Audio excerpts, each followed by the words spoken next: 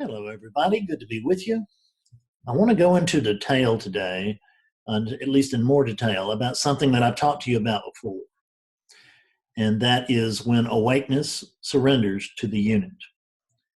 This is really part of that fundamental backwards teaching, which is that what we're always told, and I'm not trying to make light of other teachings, and I see the skillfulness in what they were doing. And so just accept what I say, please, and not as opposed to any other teaching. Just accept what I say and just try it, see what you think. So what we've been taught is we've been taught that we have to surrender. And what do we have to surrender to? We have to surrender to the now. We have to surrender to this moment. We have to surrender to this arising. We have to surrender to God. We have to surrender to this as it is. We have to surrender. And I understand the valid teaching behind all of that. But I tend to be a little bit more literal sometimes. And when we look to see about that surrender, I just want to know, who is it that's surrendering? That's my real question. Who is it that's expected to surrender to the now? Who is it that's supposed to surrender to God or to awareness or awakeness or this moment or anything else? I mean, fundamentally, the first lesson in awakening is that there's no white body home. This is what's seen. And if you have seen this before, but you're not actually vitally conscious awakeness right now, then it will feel like that Fred saw something. Fred saw an awakening. Fred saw that there's nothing but oneness. But see, if that can't actually happen, because if there's just oneness, there can't be oneness plus Fred to have seen oneness. So this is kind of like that old adage we were talking about, the eye can't see itself. Well, no, it can't. It is the seer. Just like you can't see your own face, not unless you're, like you can see a reflection of it, but you can't see it directly because it's the thing that's looking. Can't see your eyes. They are the things that are looking. So there's no one here. There's no Fred here to surrender. So I can tell you right now that I have used, and I have told you, I have surrendered, I surrendered, I told you that 1,000 times, and it's been true-ish every time I told you that. And just to get me off the hook, let's remember, I've told you I can't ever tell you the truth. I just tell you what's true-ish, what's truth-like. I can tell you something truthy. But in fact, I'm out here lying to the best of my ability. I'm trying to lie from the highest level that I possibly can. And so listen, look at the moon and not the finger. In other words, take the words, accept the words, but don't carve the words down in stone as if they are something unto themselves, because they're not. Every word is a symbol, and every symbol is a pointer to that which is prior to symbols. So understanding that there's no Fred, no Bob, no Betty, who is it that's going to surrender? How could that happen? Well, it can't happen, can it? I mean, it's not a matter of some kind of trick or whatever. It just simply cannot happen. So what does have to happen? Before I go any further, let me say that it may very well feel like a surrender has taken place over there. Like there's been a personal surrender. I understand that. And it will very often feel like that. It felt like that for me. It surely did. When I say me, I mean awakeness as it's coming through the Fred unit, but it thought it was a Fred at the time. And it felt like a personal surrender. But there's nothing personal happening here. So it is impossible for a personal surrender to take place. So what happens is that awakeness actually has to surrender to the unit. It's exactly the opposite of what we think, because this is the backwards teaching. And the backwards teaching shows you things backwards because that's how they actually work. They don't work the way that you think they do. They don't work any way that you can think they do. It just doesn't. It can't. Because you will think that it's coming from a being here, right? 5'9", 170 pounds. And there's a unit here, 5'9", 170 pounds, but there's no independent unit. It's part of oneness. And there's certainly no independent personality here. There's no independent personality here or anywhere else. No such thing. So notice how you beat yourself up, how you've beaten yourself up about your inability to surrender. Notice how you've beaten yourself up about your ignorance about surrender. You think, pardon me, knock my mouse over. So, because the one thing you know is that you're just not good enough to wake up. I certainly felt that way. You're not pure enough to wake up. You may not be smart enough to wake up. You may not be tall enough. You may not be rich enough. You may not be poor enough. You may not be good looking enough. You may not be plain enough. It's all. You can always find these things, and you will. And you will beat yourself up, and you will tell yourself the story that is why you can't wake up, and that you're going to have to work harder. You're going to have to work longer. You're going to have to work more, ever more. But you can't, because there's no one there to do that work. And actually, it's only the unit's opinion, the character's opinion, and we just kind of use them both simultaneously. I mean, as synonymously here for the minute. Is that the only thing that thinks that the unit should surrender is the unit, or really it's the character. Technically, the unit is the physiology and the character is the psychology. But I get sloppy with the two of them, but technically that's what I mean.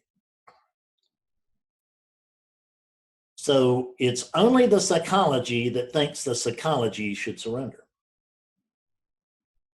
And the only thing that thinks that this unit is not pure enough is this unit. That it's not smart enough. It's this brain telling this brain that it's not smart enough. As if this brain knows something that's smarter than it. And it doesn't. It can know of. Okay, I've been around some people that wow, now that's what smart is. But I can't actually imagine how they think. I would need their brain in order to be able to figure out how they think. You have everything you need right now. You are smart enough, you are good enough, you are pure enough, you are good looking enough, you are rich enough or poor enough, or whatever it is that you've set yourself up for as to the reason that you can't wake up. You don't need anything. Nothing. You don't need to add a thing. There is some subtraction that needs to take place, but there's no addition that needs to take place. So what happens is that even in post-awakening, there is this struggle to further surrender so that we can get that thing that we got when we met. Remember that pop, that awakening? That was, oh God, that was sweet. It was beautiful, and then it was gone. Right? It lasted for 2 minutes, 2 hours, 2 weeks, 2 years, and then it was gone. It just abandoned me. I don't know what I did. Oh God! And don't think I don't remember what that was like. Whew!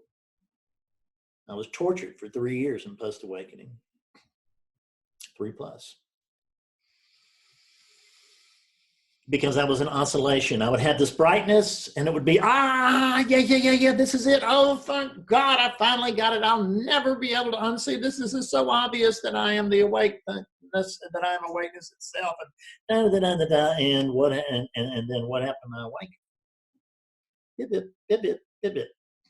Thus, oscillation. The only thing that, if there's going to be surrendering to take place, the only thing, the surrendering that can happen is for awakeness to surrender to the unit. And what do I mean by that? Let's just check our vocabulary right quick. If you think you're awake, you're wrong. If you think you're not awake, you're wrong. You are awakeness itself. This awakeness, this present divine awakeness is also this plain everyday awakeness. We're not looking for some exotic experience. Well, we may be, but and it can happen within, at least within relativity, but it's going to do nothing but distort your concept of enlightenment. Because you think that experience is enlightenment. You can't wait to get back to that. And damn it, all this stuff is in your way. I know. Trust me, I know.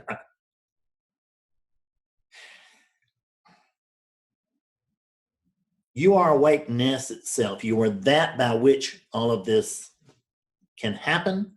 It's that by which it is recorded. You have memories from when you were a very young child. You never hit a red button that said record on your forehead. It just something recorded it for you, and it can be recalled. But you didn't willfully do it, did you? It just happened. You were not even a part of that. Your eyes were just like lenses that something was using to record a scene, and it can play it back now using the brain. Awakeness is happy to use a brain. Awakeness really can't do squat without one. Because awakeness really, it doesn't know itself without a body. I'm not saying it isn't. I'm just saying it doesn't know itself. And so it's hard to say that it is if it doesn't know itself. Because if something is not known, it cannot exist. So clearly what you are is prior to, is beyond existing or not existing. Beyond is and is not. We think there's no third category, and there's not within relativity, but there is for it, whatever the hell it is. I don't know what it is. I can't know what it is because I can't see itself. I can't have a foreign experience of what I am. I cannot know it. I can only be it. I cannot see it. I can only be it. I cannot hold it. I can only be it right now. The mind cannot be used to hold awakeness, which is what we're always trying to do. The mind can only be used to behold awakeness, which is what we need to be trying to do. Well, actually, we don't even need to try to do it. We can just notice that it is beholding awakeness all the time. See, this is awakeness right here. I'm not saying there can't be other experiences of this. There certainly can. There can be deep meditative experience. I've had all that. You can have hallucinatory experiences too. I've had all that. But those are experiences of this. Or that which is prior to this. Which is not actually an experience. There's no category for that. Because we can't really know it, but we can know of it. But there's nothing here to surrender to it, so it has got to surrender to this if surrendering is going to take place. And I suggest to you that it does have to take place. Now, it doesn't have to take place in every life, because I notice it takes place only rarely. That's the truth. consciously at least. It always takes place, but it only rarely takes place consciously.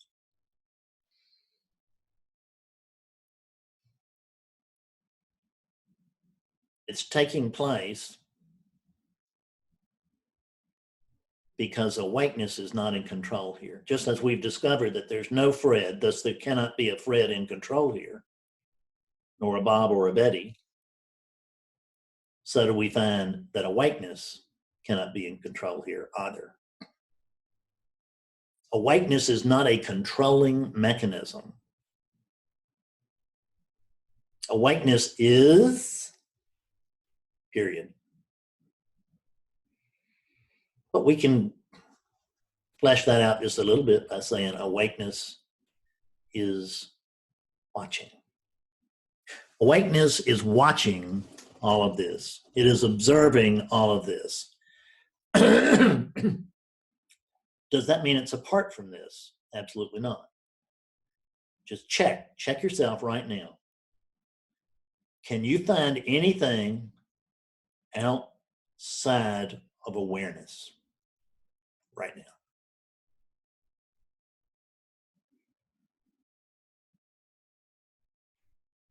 Try to find something that's outside of your awareness. If you notice that just as you think you've got something that's outside of your awareness, whoop, you notice, hey, it's in my awareness. It takes it takes the mechanism of attention to notice anything. What is attention? Focused awareness.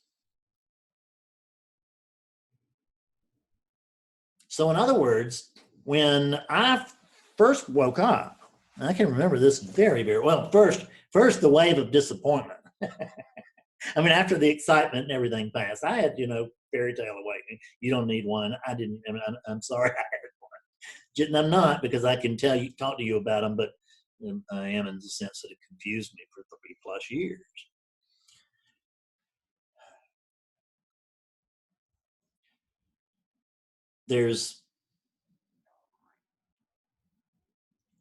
After my initial excitement and enthusiasm over, wow, so this is what they're talking about. And the next thing I noticed was that it didn't help Fred, because it wasn't Fred who'd woken up. Therefore, they couldn't. It actually, what was happening was that awakeness noticed itself. Awakeness noticed, oh, you mean they're talking about this awakeness? You mean this everyday awakeness? You mean the same consciousness that's here right now?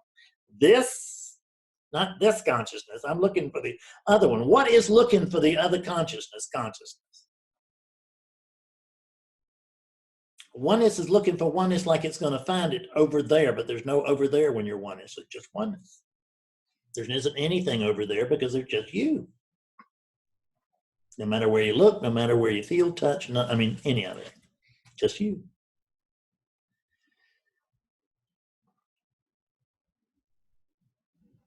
Awakeness is that in which all of this is occurring. It's by which all this occurs, and it's within which this occurs, and it's this itself. It's the whole kit and caboodle. But I can remember, after the disappointment of finding out that Fred was not going to benefit from this awakening, doesn't mean the unit didn't. The unit has benefited immensely, just immensely. It just can't be touched. I mean, it's in every way of my life. It has been absolutely just radically altered for the better. Just the way it's happened. I'm not saying it will for you. I'm not trying to promise anything. I'm just reporting on the way it happened here. But at any rate, it wasn't a big boost for Fred, because what was seen was that there was no Fred. But right after I noticed that there was no Fred, after I got off my disappointment with that, the next thing I noticed was, my God, I'm wearing a lunatic. I woke up, I'm awake, and I noticed that this thing is unskillful as hell. It was an old drunk, folks. You know, they don't teach a lot of skillfulness under the bridges and in the parks and in the shelters. They just don't. I was a rough cob, as some would say. I mean, I hadn't lived on the streets forever. I certainly knew how to. Well, no, I actually had no idea how to operate in polite society. I thought I did. I did know how to manipulate polite society. It got to where that my bottom was so low that I couldn't even effectively manipulate them, but I could for a long time, which is a shame because it just let me stay drunk that much longer, stay screwed up that much longer. But couldn't happen any other way, could it? It really couldn't have.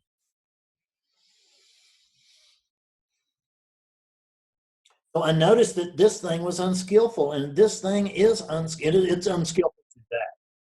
Let's make it clear. I don't want to, make it sound like this thing has finally graduated from the unskillfulness class. I would say that it's in, unskillfulness 404 instead of unskillfulness 101, right? It's much more skillful than it was. And it's widely loved and respected. It has dogs that like it, that want it to come in and be with them. It has a wife that will take it to its bed. It's really quite an acceptable brand of unskillfulness. We're all unskillful. That's the nature of the human experience. The nature of the divine experience is perfection. The nature of the human experience, even when it's experienced by the divine, which is the only way it can be experienced, is unskillfulness, hopefully becoming more skillful. Like it's like a fingernail on a file, right? It starts out real rough. You do one side, then if you're, really careful, you'll turn the nail file over and do it with the less coarse side. I would say it's working on the less coarse side by and large. But there's still some rough stuff here. It just is. There's still some crazy thoughts. Thank God they're not mine. And thank God I don't believe them. But they still show up.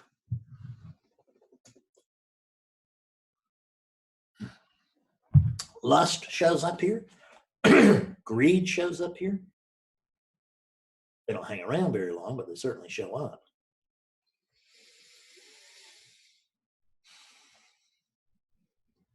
Anger shows up here. Resentment. Anything can still show up here. This thing is still fully capable of the full range of human experience and human emotion. But it doesn't go through much of that in the Rocky fashion. And I am not tortured by what it does go through because I have accepted this as it is. I, awakeness, have accepted Fredness as it is. See, they talk about, we gotta accept this as it is. Well, guess what? This is part of that. This is part of this arising.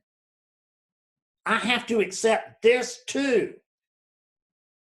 I may be inside this thing, that's true, but I'm inside everything else too, and outside everything else. When this thing is unskillful, it's unskillful to itself. You don't need to worry about karma. It's immediate feedback.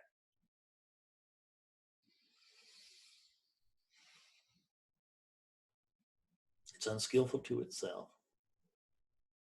If this thing hurts somebody, it's just hurt itself. Instant karma. Can't hurt anything else because it's just the one thing going on. And I know that this thing should be better than it is. That's what Fred says. But guess what? That's it. Let's check with God. Is it better than it's supposed to be? No. Is it better than it is? No. So I've got my opinion. God's got his. Who's going to win? God's got hers, for that matter. I have no preference. Actually, I would go for the goddess thing if I had my choice, just because I like women better than I do men. Generally, they're more interesting.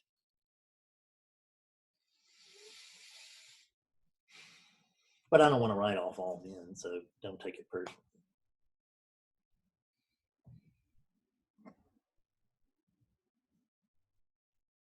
Awakeness recognizes that this unit does what it does, and yours too. These units do what they do until they do something else. And you can't, the dream cannot fix the dream.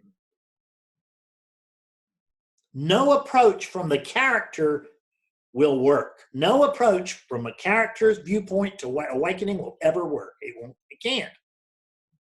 Because the character is imagined to begin with. So once you have decided, woo, I'm a Fred, or I'm a Bob, or I'm a Betty, you are way down the rabbit hole. And there's no coming out of there. There's no getting out of there, hardly by yourself. You've generally got to be pulled out. Sometimes it happens. But even after you're pulled out, what we don't recognize is there has to be consistency in post-awakening. Because there is a draw, not for all of us, but for you and for me, these supposed different things, so-called different things. There's a pull toward skillfulness. There's a pull toward self-knowledge. There's a pull toward love. That is it. It's the pull of love.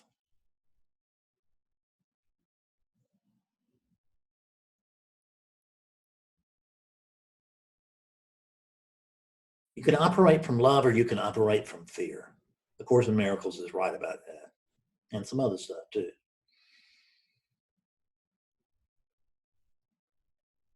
But that's all there is love and fear.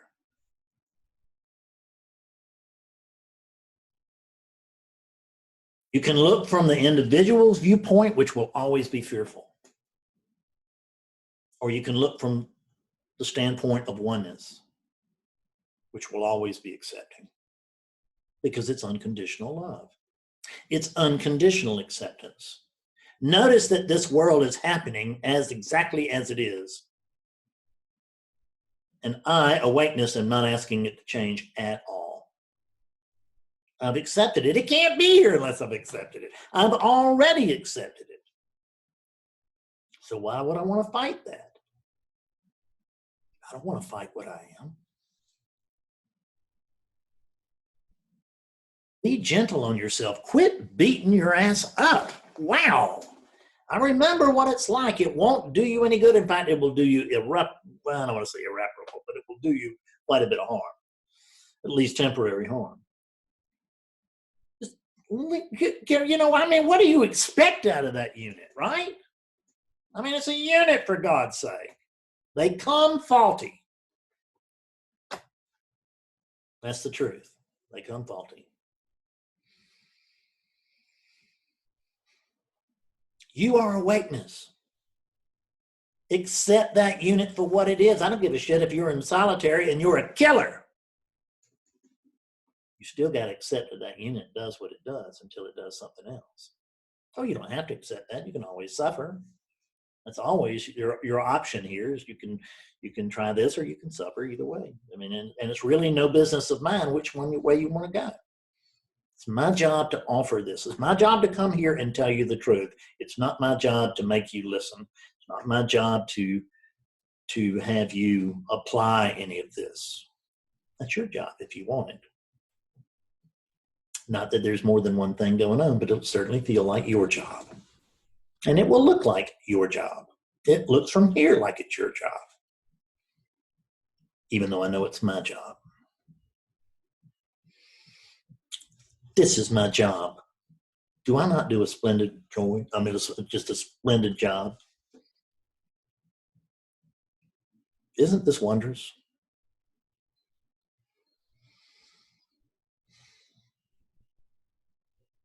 And you know what this is? It's perfect.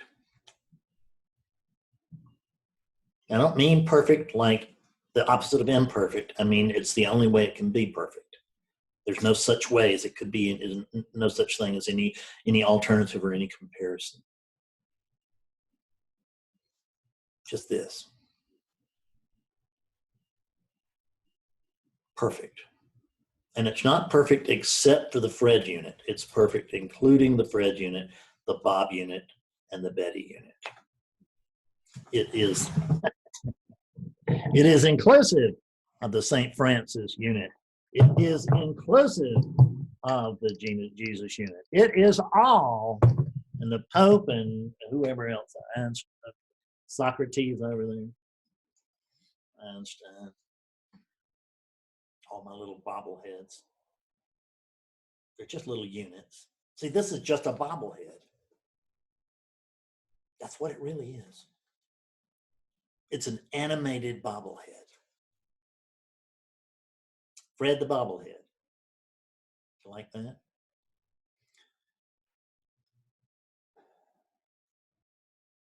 I hope this was helpful.